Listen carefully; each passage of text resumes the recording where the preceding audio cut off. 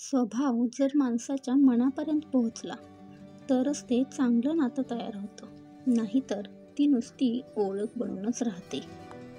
तुमच्या यशाची तयारी करताना जर काही गोष्टींचा तुम्ही त्याग केला तर यशस्वी झाल्यानंतर त्या गोष्टी आपोआपच तुम्हाला मिळून जातील. मैत्री, प्रेम आणि नाती सगळ्यांकडेच असतात, पण जिथे त्यांना आदर आणि आपुलकी मिळते तिथेच ते परिपूर्ण होतात. ज्या लोकांचे मन साफ असते ते लोक निस्वार्थीपणे सर्वांना जीव लावत असतात, आणि ज्यांच्या मनात पाप असते ते लोक फक्त आपल्या स्वार्थासाठी काही नाती जपत असतात. वेळ दिसत नाही, पण खूप काही दाखवून जाते.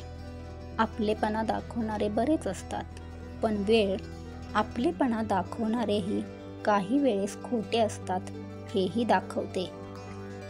माणसाचा अहंकार सांगून जातो, मला कोणाची गरज नाही. पण आयुष्यात आलेले अनुभव माणसाला सांगून जातात की वेळेला धुळीची देखील गरज असते, म्हणून कधी कोणाला कमी समजू नये.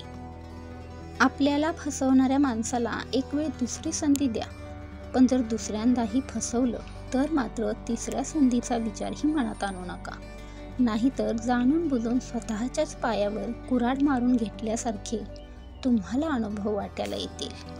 आयुष्यात वाईट काळात साथ देणारे लोकच खरं तर आपल्या सुवर्ण काळाचे भागीदार असतात. जे आपल्यासमोर दुसऱ्यांना नावं ठेवण्याचे काम करतात ते आपल्या माघारी आपल्याला देखील नावं ठेवू शकत नसतील हे आपण ठामपणे म्हणू शकत नाही. जर झाडांनी ऑक्सिजनऐवजी वायफाय दिला असता तर प्रत्येकाने गरजेसाठी म्हणून एकतरी झाड नक्कीच लावलं असतं. आयुष्यात अनेक नाती आपल्या जवळ असणं गरजेचं नसतं, तर आपल्या जवळ असलेल्या नात्यातच खरं आयुष्य जगण्याचा आनंद मिळणं हे फार महत्त्वाचं असतं. सत्य फक्त अहंकार नसलेलीच व्यक्ती स्वीकारू शकते, कारण अहंकार कधीच सत्य स्वीकारत नाही, आणि अहंकारात बुडालेल्या माणसाला ना स्वतःची कधी चूक दिसते व ना कधी समोरच्याने सांगितलेले सत्य. आयुष्य जगताना इतकेही गंभीर होऊन कधी जगू नका, कारण हे जग हजारो वर्षापासून चालू आहे. कित्येक लोक आले आणि कित्येक लोक निघूनही गेले, पण कुणा वाचून कधीच काहीही कोणाचं अडत नाही. आपले दुःख कितपत कोणाला सांगावं यालाही मर्यादा असते, कारण आजकाल एकाची अडचण ही दुसऱ्यासाठी मात्र तमाशाच असतो. रागात असताना कधीही कोणाला रिप्लाय देऊ नका, आनंदी असताना कोणाला वचन देऊ नका, आणि दुःखी असताना कोणता निर्णय घेऊ नका.